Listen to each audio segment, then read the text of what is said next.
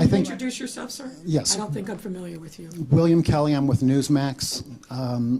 What I think everybody knows, but you didn't mention, I don't think any of your speakers here today mentioned it, is the reason why the hotels are empty, the reason why the storefronts are closed, is because of fear of violent crime.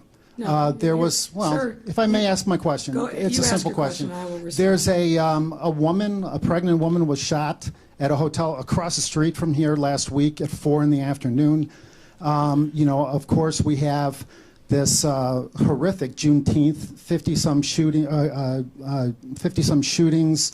A young Hispanic couple pulled from their car and shot execution style. This video has gone viral. I don't think we've had any arrests in this case yet. A tourist came to Chicago and was stabbed in the back and murdered on Juneteenth here in the city of Chicago.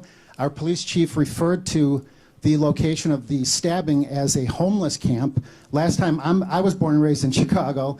I always considered it to be the financial district of Chicago, not a homeless camp. Do you have a question, sir? Yeah, so my question is, do you feel personally responsible for your rhetoric, your heated rhetoric is responsible for this off-the-charts violent crime in the city of Chicago? Okay. So, White reporter in the house. so you know what? That's not appropriate, sir. If you look around you, sir, you're surrounded by white reporters. So I really ask you to Do you feel responsible? Sir. Let me answer the question that you've already asked. So I don't know where you're from.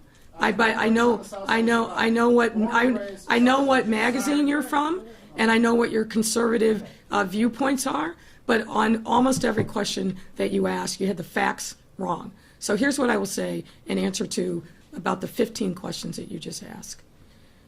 No one thinks that a single act of violence is ever acceptable, least of all me.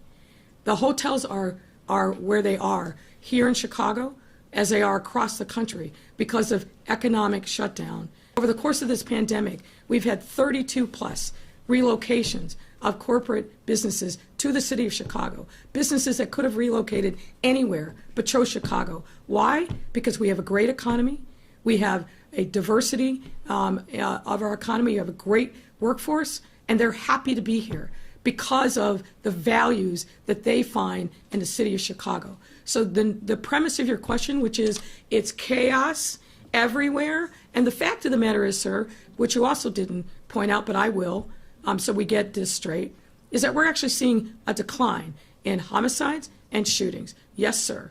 Sir, we are done. Sir. Okay. Here's my question. Here's my follow-up We're question. done. No. Let him ask his follow-up question so he doesn't claim that somehow we're being biased and slighting the guy from Newsmax. Please, sir, it's 6:30 going on 7. Ask your follow-up question.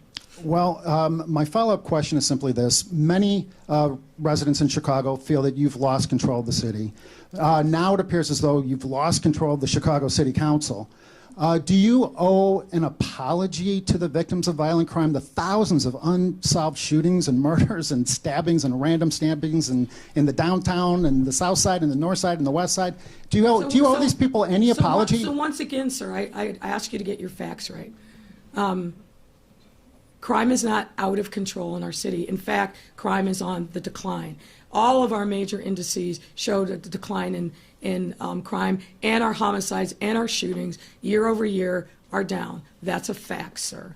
And you, sir, I was polite and allowed you to spew your rhetoric, which is offensive to me and others, but I'm trying to be polite and professional and answer your question. But if you want to write your own narrative and irrelevant to what I'm going to say and what the facts are, then we'll just move on to the next reporter. Heather Sharon.